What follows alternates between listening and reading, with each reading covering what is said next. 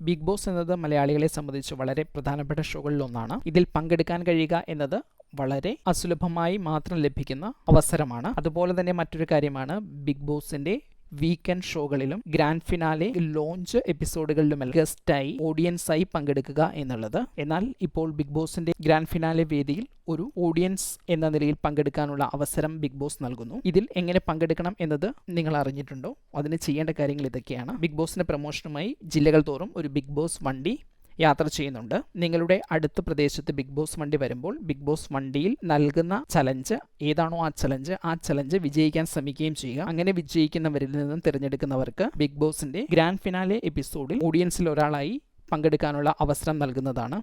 ഇതിനുള്ള വാഹനം ജില്ലകൾ തോറും യാത്ര ചെയ്യുന്നുണ്ട്. നിലവിൽ ഈ വാഹനം എറണാകുളം, ആലപ്പുഴ ജില്ലകളിൽ എത്തി എന്നാണ് വിവരം.